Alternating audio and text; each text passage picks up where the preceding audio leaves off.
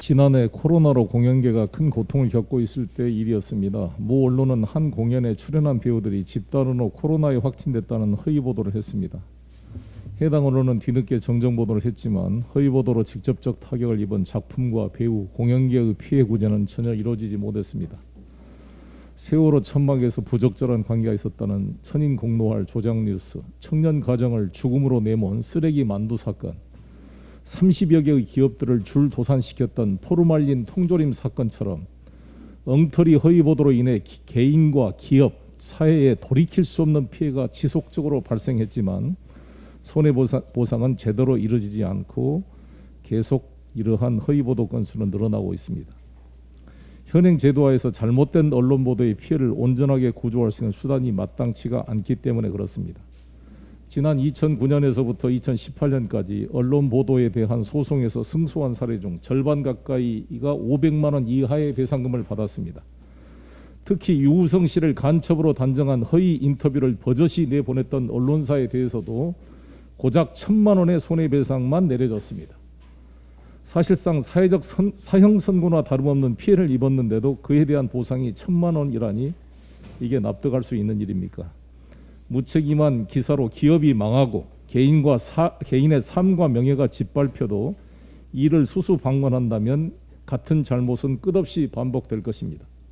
이 악순환을 이제 과감하게 끊어내야 될 때가 됐습니다. 언론중재법, 즉 가짜뉴스 피해구제법이 필요한 이유가 그 때문입니다. 언론의 책임성과 자율성을 보장하되 잘못된 보도가 있으면 적절한 구제장치를 통해 그 피해를 최소화하자는 것입니다.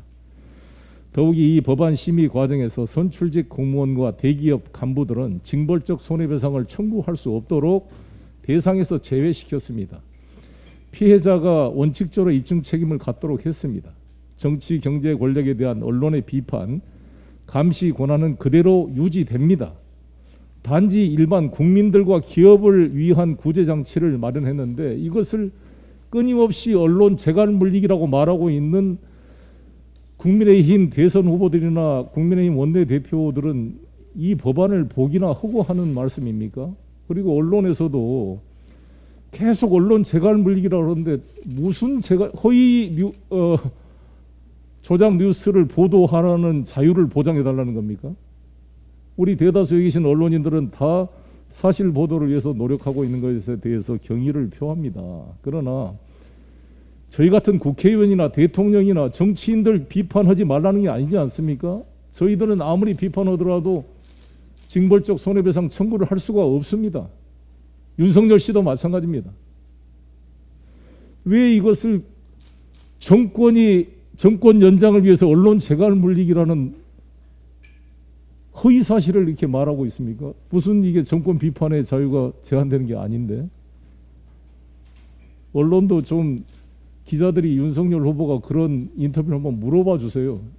이게 정치인과 정치 권력은 징벌적 손해배상이 대상이 아닌 거 알고 지금 후보님 말씀하십니까? 한번 그런 좀 질문하는 기자를 보고 싶은 마음입니다.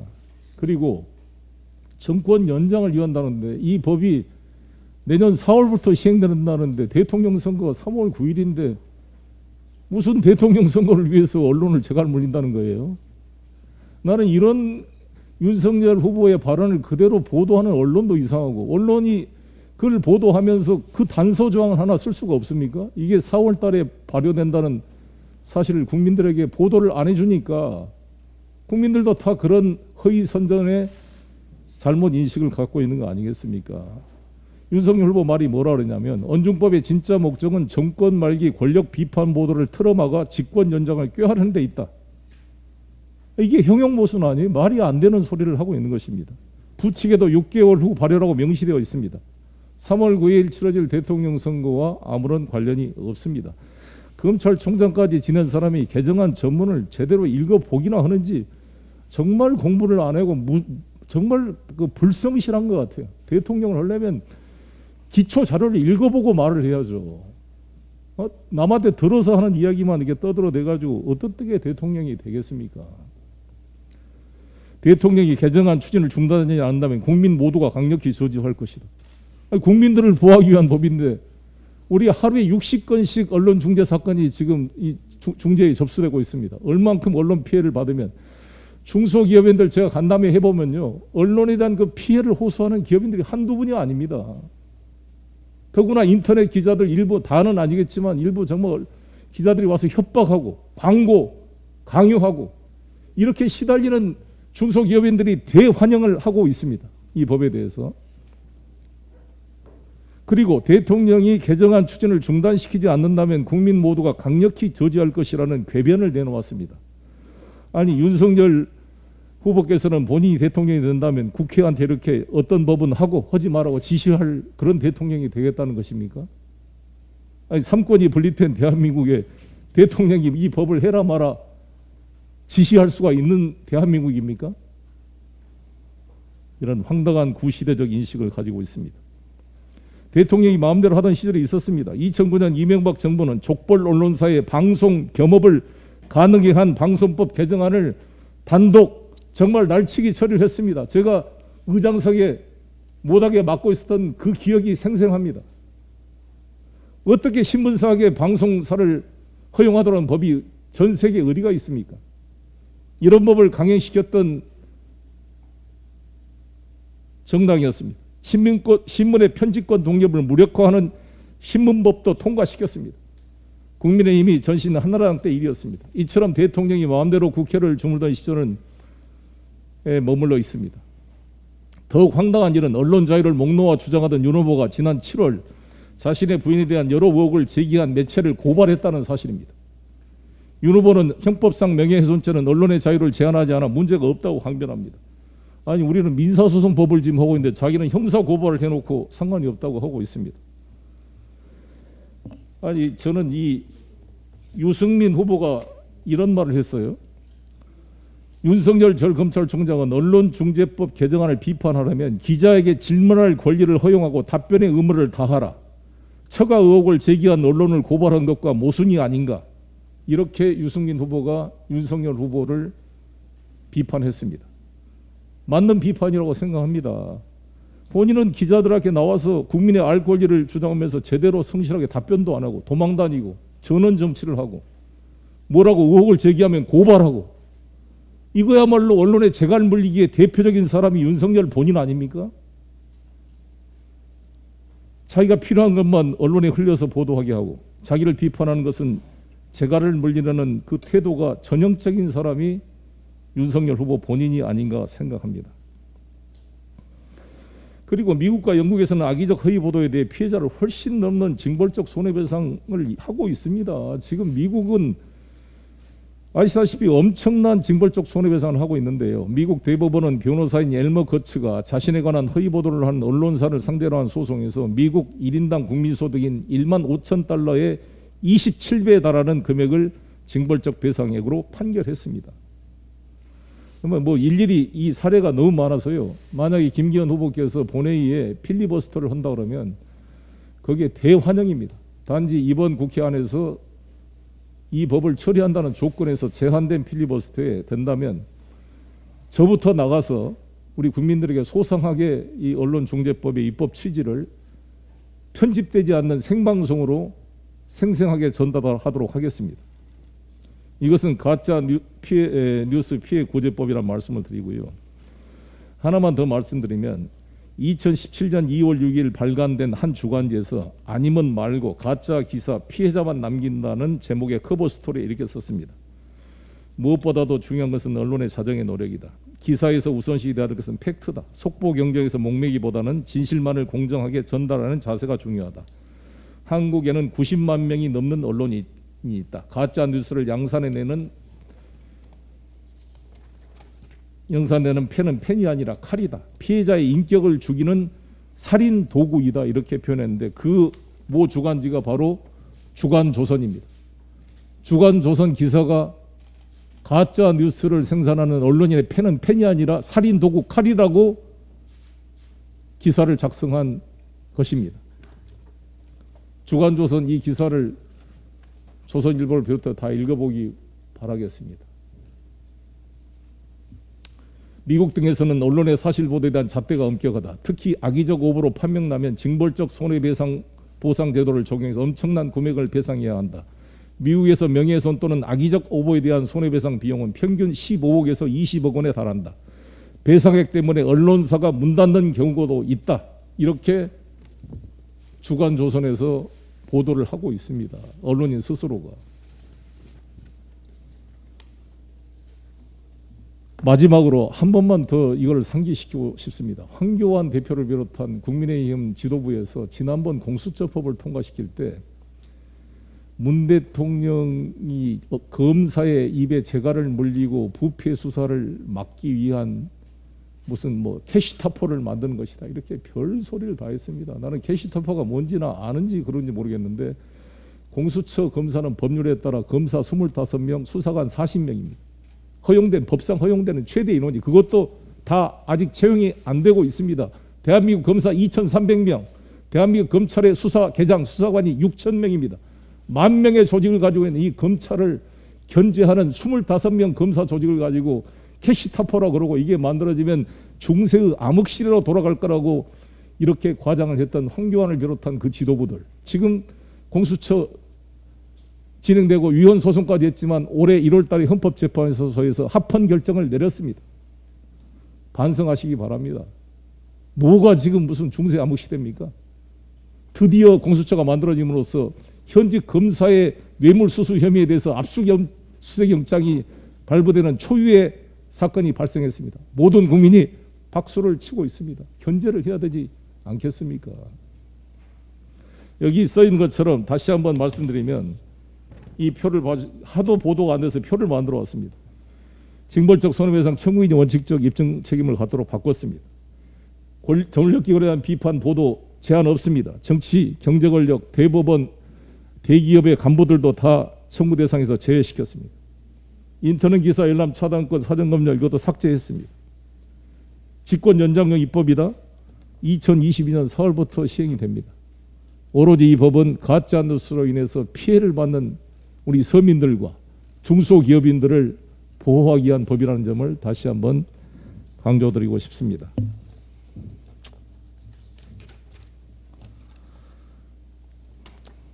한번 이상으로 하겠습니다. 너무 이야기 시간을 많이 써서 죄송합니다. 네, 다음은 윤호중 원내대표의 발언이 있겠습니다. 예, 제12호 태풍 오마이스가 오늘 밤 남해안에 상륙한다고 합니다. 주말 사이 남부지방에 큰 비가 내려서 크고 작은 피해가 잇따랐습니다. 특히 지반 약화에 따른 산사태나 붕괴 등 2차 재해 가능성이 커진 만큼 관련 지자체를 중심으로 중앙정부 협력하에 피해 예방에 만전을 기해 주시기 바랍니다. 이번 주는 민생개혁법안 처리를 위한 본회의가 예정되어 있는 주입니다. 지난주 국민 피해구제법인 언론중재법을 필두로 1주택 실거주자 보호를 위한 종부세법과 기후위기 대응을 위한 탄소중립 녹색성장기본법, 코로나 장기화에 따른 기초학력 저하 해소를 위한 기초학력 보장법과 원격교육기본법 등이 상임위를 통과했습니다. 그러나 세종의사당법, 군 성범죄만이라도 민간법원에서 다루도록 하는 군사법원법, 또 군인권보호관 설치를 위한 국가인권위원회법 등 시급하고 중요한 법안들이 야당의 비협조로 발목 잡혀 있습니다. 어제 김기현 원내대표께서 긴급 기자회견을 하시면서 세종의사당 설치와 관련해 국회 분원 근거 법률을 만들 계획이다 이렇게 하셨습니다. 8월 본회의에서 처리하겠다는 것도 아니고 기약도 없이 계획이다 이렇게 얘기를 하는 그 계획이 어떤 건지 모르겠습니다. 그동안 국민의힘이 자주 사용해왔던 시간 끌기 계획이 아니길 바랍니다. 김태년 주호영 전임 원내대표 시절부터 내부 정리가 안 되었다고 기다려달라는 말만 무한 되풀이하고 있습니다. 국민의힘이 이 시간 끌기 하는데 충청도민께서는 이미 여러 번 상처를 입으셨습니다.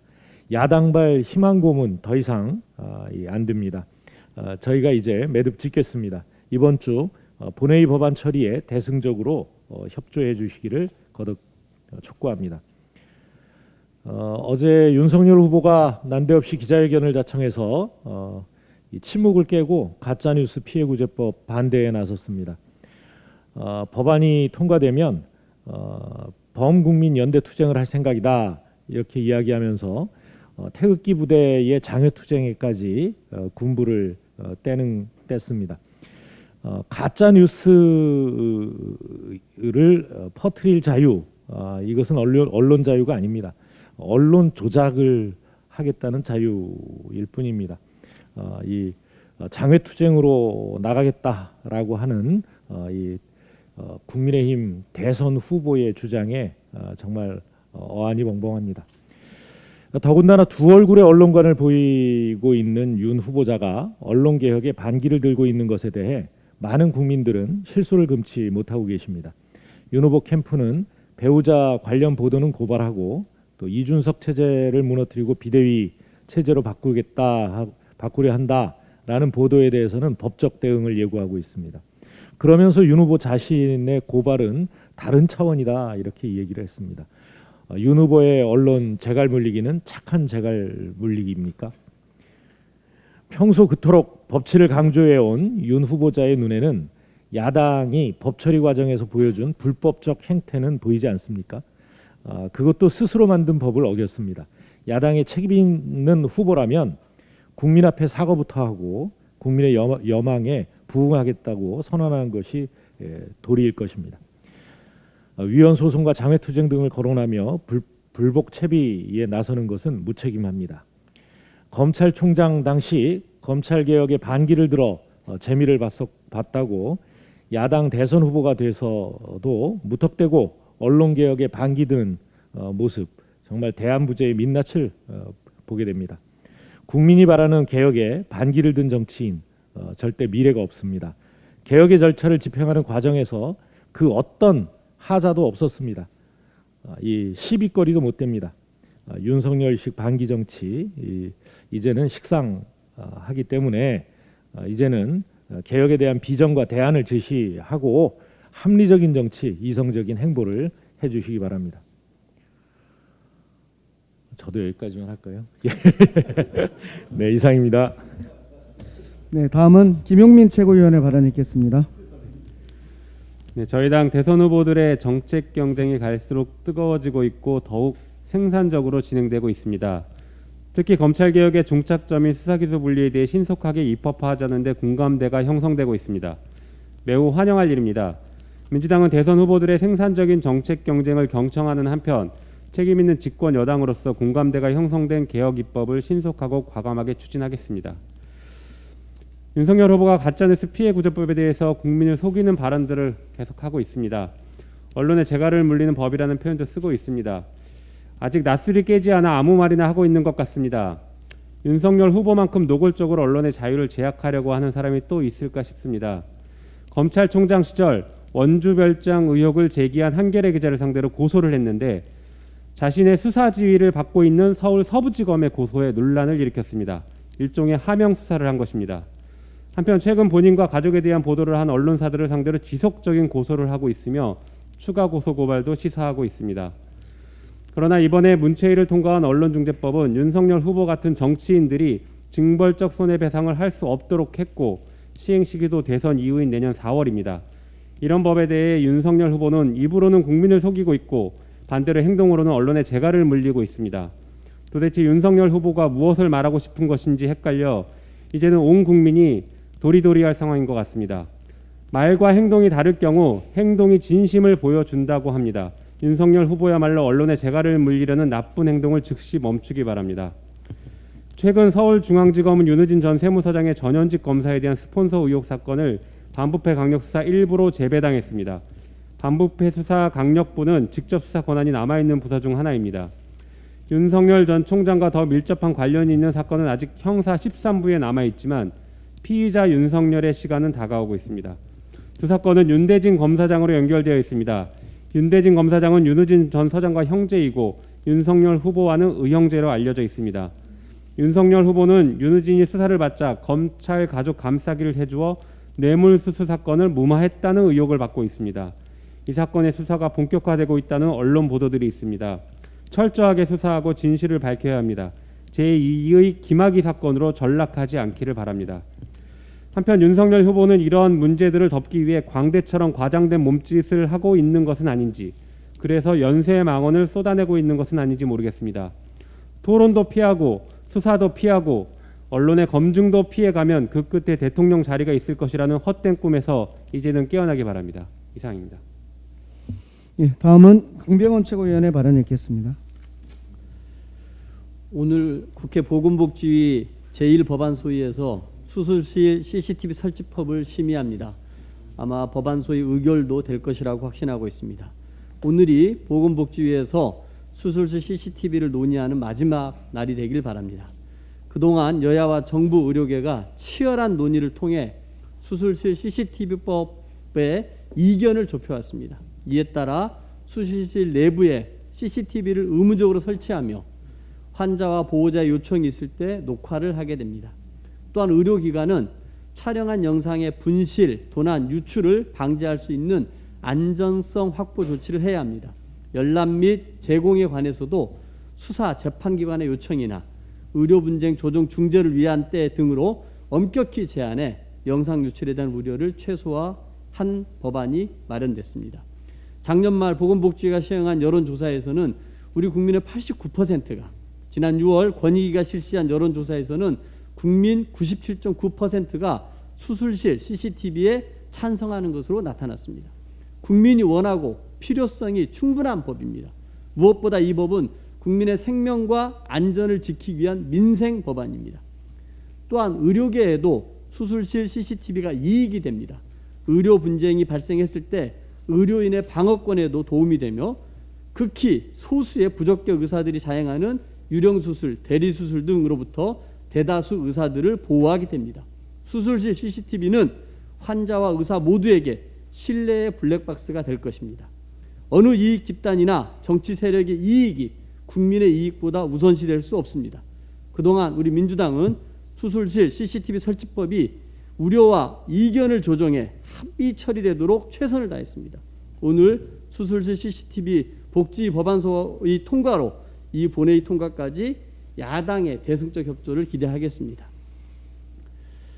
8월 말 경선버스를 출발시키기 위해 앉아 있었더니 갑자기 사람들이 운전대를 뽑아가고 페인트로 낙서하고 의자를 부수는 상황이 됐다. 지난 21일 이준석 대표의 언론 인터뷰 발언입니다. 불량 승객들이 판을 치니 경선버스가 출발부터 삐걱거리고 있는 겁니다. 영선의 30대 당대표 열풍이 불과 2개월 만에 끝났습니다. 국민의힘은 꼰대 정당으로 빠르게 회귀하고 있습니다. 혹시나 했더니 역시나 했던 겁니다. 검증을 회피하고 비전이 부재한 비판을 모면하기 위한 윤석열 후보 측의 공격도 점점 격해지고 있습니다. 비대위 처절을 검토했다는 이른바 비대위 추진설에 이어 윤 후보 캠프 관계자가 이준석 사퇴론을 주장하고 나섰다가 논란이 일자 사퇴까지 했습니다. 또한 오늘 아침 언론 보도에 의하면 윤석열 후보 측에서 현직 고위 경찰들이 포함되어 있는 경찰대 총동문회 홈페이지에 캠프 근무자를 모집하겠다는 글을 게시했다고 합니다. 이는 공직선거법 위반 여부를 떠나 공무원의 정치적 중립성을 근본적으로 흔드는 유중한 사안입니다. 특히 정보경찰을 우대하겠다는 내용은 어떤 쓰임으로 이분들을 선거에 활용하겠다는 것인지 윤 후보의 구태는 파도 끝이었습니다. 말로는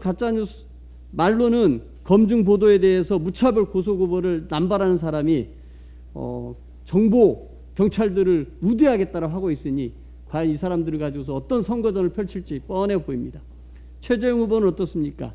지난 6일 대구 서문시장에서 마이크로 지지호소 연설과 관련해서 선거법 위반으로 서면 경고를 받은 지 얼마나 됐다고 재경 향후의 지지선언 행사로 또 한 번 공직선거법 위반 논란에 휩싸였습니다.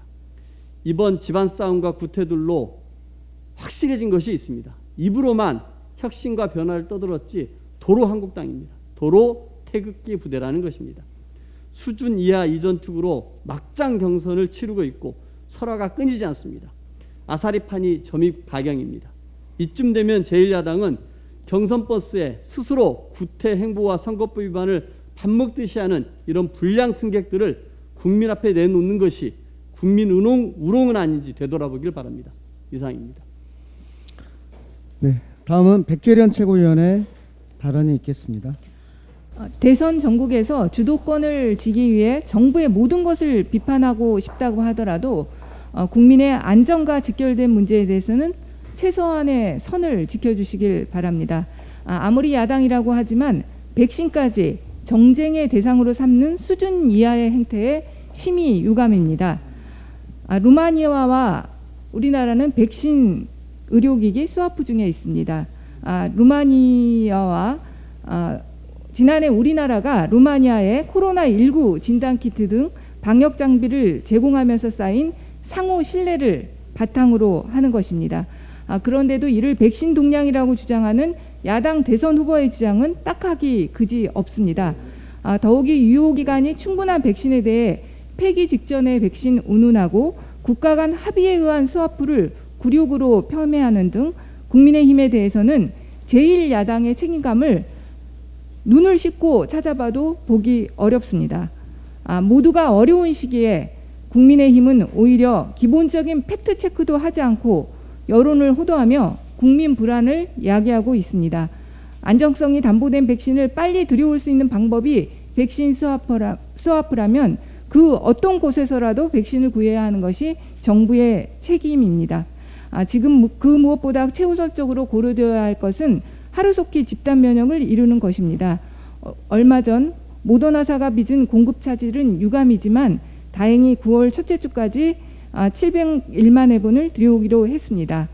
정부는 추석 전 1차 접종의 목표인 3,600만 명을 달성하기 위해 최선을 다하고 있고 앞으로 2주간 모더나의 백신 공급으로 차질 없이 달성할 수 있을 것입니다. 백신엔 좌우가 없습니다. 백신만큼은 억가가 아니라 초당적 협력을 요청합니다. 그리고 언론중재법과 관련해서 저도 한 말씀 드리겠습니다. 언론중재법과 검찰 수사가 맞닿아 있는 지점이 피의사실 공표입니다. 검찰의 수사 단계에서부터 확인되지 않은 피의사실과 수사 상황이 생중계되며 망신주기와 낙인 찍기식 검찰의 언론 플레이로 인한 인권 침해는 매우 심각합니다. 가짜뉴스로 수사 당사자가 모욕감과 압박감을 느껴 극단적 선택을 한 경우를 많이 보셨을 겁니다. 특수통으로 군림해온 윤석열 후보가 모르지 않을 것입니다. 윤석열 후보 본인은 언론중재법을 비판하기 이전에 피의사실 공표 위반으로 기소된 검사가 없다는 것을 되돌아봐야 합니다. 자기 얼굴에 침 뱉는 모순적 주장은 그만하고 대선 후보라면 언론의 철저한 검증을 회피하지 않기를 바랍니다. 네, 다음은 김영배 최고위원의 발언이 있겠습니다. 8월 임시국회는 민생개혁국회입니다.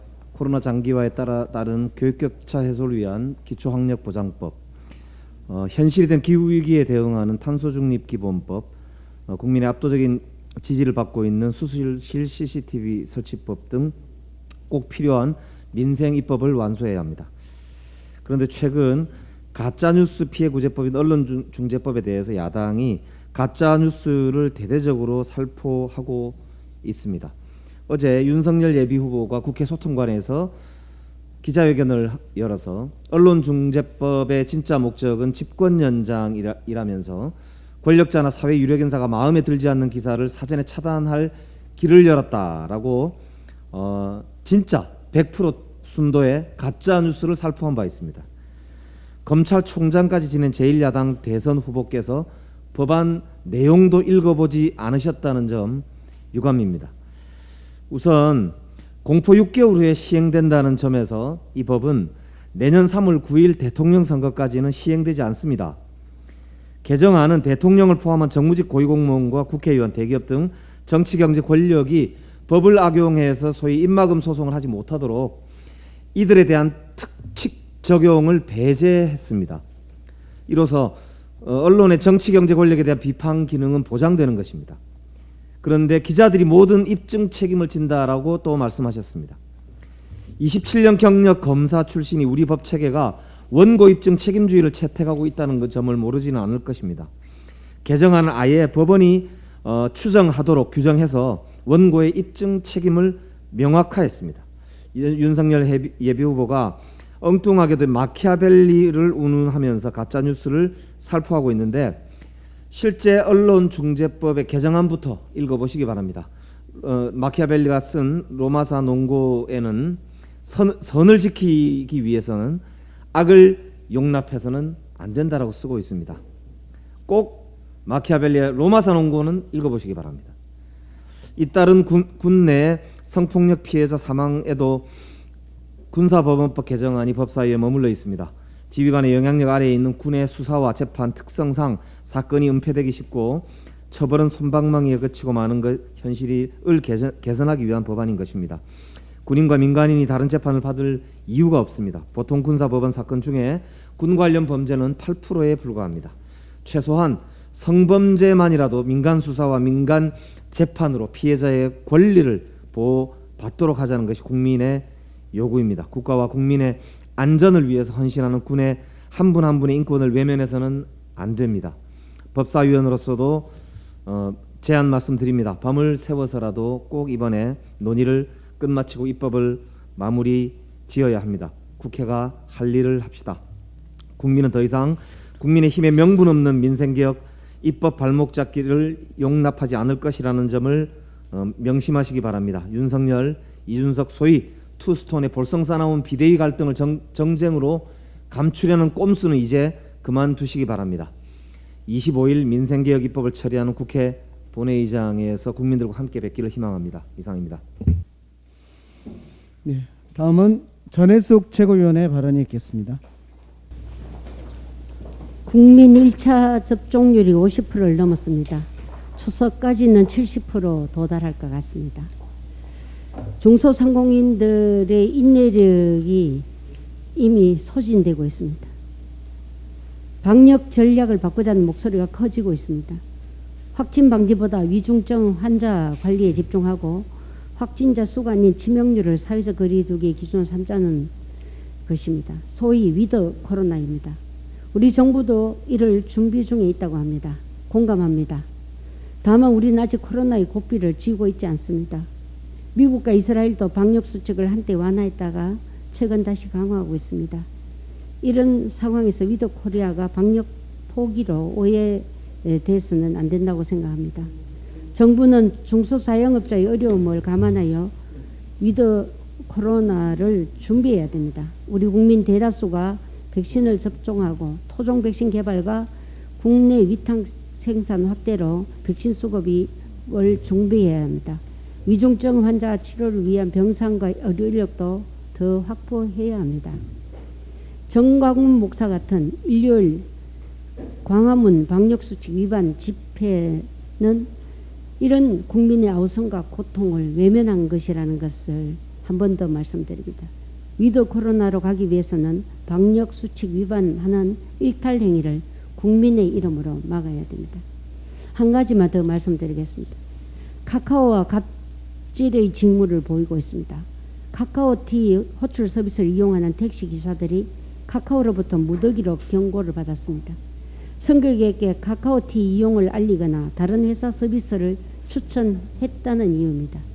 카카오 모빌리티는 경고를 받은 택시기사들이 부당한 방법으로 회사 업무를 방해했다고 하지만 실상은 카카오티의 점유율을 지키려는 압박입니다. 무료 서비스로 시장 점유율을 높여온 카카오는 최근 들어 본격적으로 이 무료 서비스를 유료화로 전환하고 있습니다. 플랫폼을 이용하지 않는 매출을 포함 3.3%의 수수료를 부과하고 택시 기사들에게 월 99,000원 멤버십 가입을 유도하는 갑질을 하고 있습니다. 카카오와 택시기사들이 가입을 늘리고 고객의 이용 빈도를 늘리기 위해서 해야 할 일은 갑질이 아니라 공정하고 편리한 서비스 제공입니다. 택시기사님들이 승객들에게 카카오티를 추천하지 않는 것은 그만큼 기사님들의 불만이 팽배해 있다는 것입니다. 호출 서비스를 이용하는 소비자도 고객이지만 택시기사님들도 플랫폼의 소중한 고객입니다. 카카오 자신과 택시기사, 택시 이용 승객 등 플랫폼으로 묶여있는 당사자들이 모두 상생하는 길을 도모하기 촉구합니다.